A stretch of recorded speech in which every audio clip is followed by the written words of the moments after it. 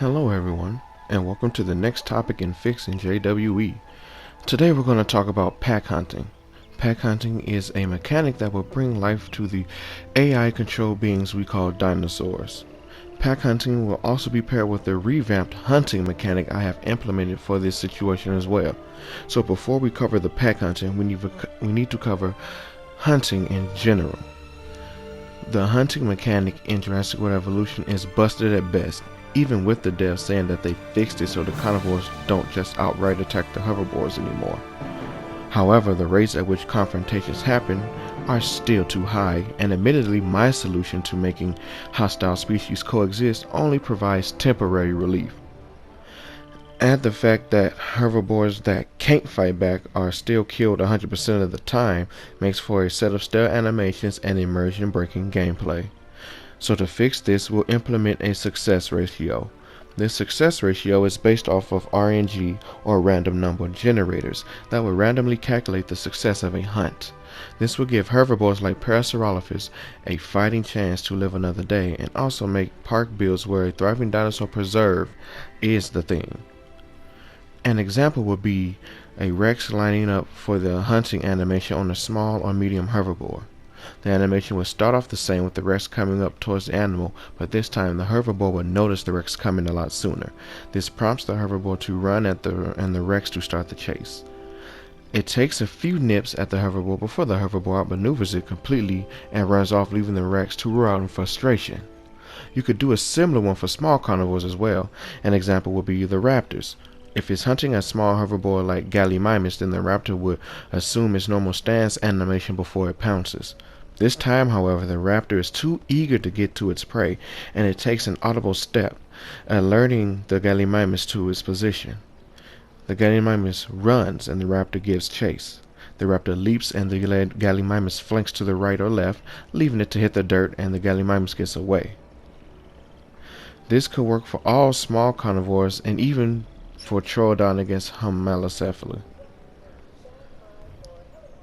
This feature would be very similar to JPOG's hunting mechanic, to which carnivores could fail hunts and then the prey could get away, which I think is something that is sorely missed.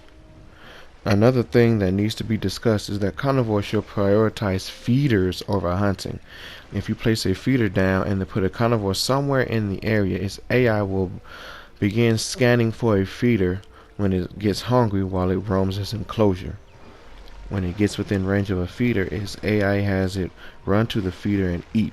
The same is done for water, so if it was tweaked to have them prefer a feeder, that would allow for greater combinations and enclosures. Now combine that with a mechanic that only lets carnivores look for prey when their hunger gauge goes in the red, and you have as close to a natural exhibit as we can get. Now I hear you asking, why should carnivores hunt when their hunger hits the red if they will prioritize a feeder over live prey anyway?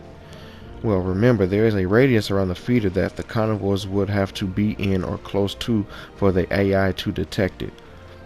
It's similar to making a nice sized enclosure, placing the feeder on one end and the dinosaur on the other. It's easier for the AI to detect a feeder in the enclosure because that's all the AI has to scan for is what's inside the enclosure instead of the whole map. Now don't quote me as stating that little bit there as fact, but that's what I believe seems to be the case, as in my experience they'll find the food faster if they're enclosed in any sized enclosure rather than leaving it just out in the open. So let's use this exhibit here from my Everglades Park as an example. If the spino was in the enclosure by itself, it would be able to detect the fish feeder no matter where it is at in the pen. It's probably also a safe assumption that the feeder has a detection radius that fills up the whole enclosure because it is enclosed. I say this because if I were to place the Spinosaurus outside of this exhibit, and if this was an empty map, it would ignore this feeder because it's enclosed in this little cage here. It's in an area where its AI is not set to scan. If its AI was set to scan for feeders with a radius nearby that it could detect, that would bug the creature out, causing it to most likely die from starvation. So, if it were to prioritize its feeder under these settings, it would never bother the Styracosaurus, allowing them to coexist peacefully. If we were to shorten its radius, I say maybe to here, with an air detection radius of maybe here. That would mean when its hunger hits the red and it wasn't near its feeder, it would start a live hunt for prey. However, the flaw of the feeder and the hunger gauge mechanic is that while hunting live prey, if said prey were to wander near the carnivore's feeder, bringing it back towards the feeder's detection radius, it would lose interest and prioritize the feeder. However, what it does is add another style of play for having the player either set up an enclosure where carnivores can coexist with herbivores, or set up preserves and let life find a way. Now that we've addressed that little situation, let's move on to pack hunting. Pack hunting will be based off of RNG like the standard hunting mechanic. However, the requirements for it will be to have the carnivores involved. Their hunger gauge has to be in the red, and the alpha of the group must be present. Examples would be Velociraptor. It will need at least 3 for its pack hunting requirements. The animation would be best described as how Alan Grant told the one kid in Jurassic Park. In this scenario, the alpha Velociraptor would approach the target from the front and keep his attention on her. Then the other two would attack from the sides of the dinosaur, while the dinosaur, in this case a hadrosaur, flails around doing a complete 360 in the effort to get the two raptors off. The alpha would leap up and attack the hadrosaur's neck, breaking the dinosaur down. Now, factoring in the chance of failure, the exact animation will play out the same, but when the hadrosaur is about to complete its 360, one raptor falls from the dinosaur's side as the alpha leaps up for the attack, only to be knocked back and possibly killed. That's right. Here, with these new sets of hunting mechanics, there will be a chance of death. Next would be Deinonychus, because it's slightly similar and it would need about 4 members. Its animation will be the raptors ambushing from behind and leaping onto their target, clawing it to death while the animal is running. In failure, they all fall off one by one and the alpha is flung off. Now, Dilophosaurus gets the best one in my opinion. Requirements for its pack animation is 5, and the animation is as follows. The alpha calls out to the others, and as the 4 approach the target, the alpha flanks around to get behind the dinosaur. The 4 dinos open their frills and start hissing, getting the dinosaur's attention. The dinosaur backs up and one dino spits and hits it in the eyes. The alpha then leaps onto the dinosaur and the other dinos follow suit and bring down the dinosaur. Failure is while the 4 dinos are attempting to distract the dinosaur, it would turn and look to see the alpha and outflank it, escaping from harm. These animations are against medium herbivores only, obviously. However, they should work against medium herbivores like iguanodon, since it would be outnumbered. If you would have an animation against a small herbivore, the pack requirements would be 2 members, and one distracts while the other attacks, and then both go in for the kill. Medium carnivores are a bit more tricky as they have a multitude of things to hunt, but I'm throwing this out there that Allosaurus should at least hunt sauropods. An example, Allosaurus would need 4 members against all sauropods. Against sauropods like Diplodocus and Apatosaurus, the animation would be the alpha leading the charge and the sauropod in question trying to flee.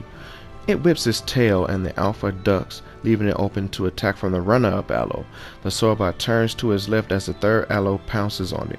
The 4th allo grabs the sauropod's tail and holds it down, while the alpha bites the neck and secures the kill. Failure would be that the runner-up allo darts past the alpha and starts snipping at the sauropod, only to get whacked by the tail. That could kill the allo if it suits you. However, the result from the tail whip will cause the runner-up allo to fall and trip up the alpha. This results in the end of the chase and the sauropod escaping. Against the sauropod like Camarasaurus, the 4 allos surround it and circle it like hungry sharks. The Camarasaurus then rears up on its hind legs to intimidate them. When it rears up for a 2nd time, the alpha leaps up onto it to knock it over. But it doesn't work, so the 2nd allo jumps up to knock it over, leaving it open for the other 2 to secure the kill. In failure, once the Camarasaurus rears up, the alpha leaps up but doesn't have a secure grip, and when the 2nd allo pounces, it knocks the alpha off, and the Camarasaurus lands on it, crushing it with its weight, causing the other 3 allosaurs to flee. For large carnivores, I really haven't come up with anything outside their hunting requirements, which is 2, and while one chases, the other ambushes and blindsides the target. For the kill, and then with the percent chance of failure. However, what I did think about was applying large carnivores to armored herbivores, since they're the ones that mostly fight back. An example would be 2 Rexes. They come across a trike. One flanks around while the other moves to keep it distracted. The trike, seeing the Rex, becomes immediately aggressive and stands his ground, raking his foot and shaking his head. The Rex would roar, and then the other would come out in an attempt to take it down. This is where the RNG comes in again. Before the second Rex appears, the RNG would determine if the first part was a success. If it isn't a success, the trike dies obviously, but if not, then the trike sees the other Rex approaching. It avoids the attack, prompting the first Rex to attack. It avoids that Rex as well, but not before grazing that Rex with his horns. Here, another RNG will play out, but in this instance, the RNG will decide if the trike tries to fight or flee. It could end in the trike's death, one of the Rex's death, or it could just flee. Another one that I also thought up would be a standoff, pack versus herd. We'll use the Rexes as an example again. We have 2 Rexes, and they encounter 2 or 3 Triceratops. An animation plays out where one trike notices the approaching pair and it signals the others. What they do is get close together and make it hard for the Rexes to get in as they circle around the 3 trikes. The RNG will decide if the Rexes are successful or not. You could do the same with dinosaurs like Stegosaurus and Ankylosaurus, letting them swing their tails around to ward off multiple carnivores, either being successful in driving off the alpha or exhausting itself and becoming prey. The requirements for pack against herd standoffs will require the alpha from the carnivores and the herbivores to be present and to have nearby member or members. I would like to thank you for watching this video, and I'd like to hear your thoughts in the comments down below. Before I go, I'd like to ask that you subscribe to my brother on YouTube. He used to go by Aslan of Valor. Now his YouTube is called Gold King Brock. Link will be in the top right. I appreciate it. Next video will cover carnivores and making it easier for them to coexist with each other, or as peaceful as we can. Until then, everyone, stay safe and have a nice day.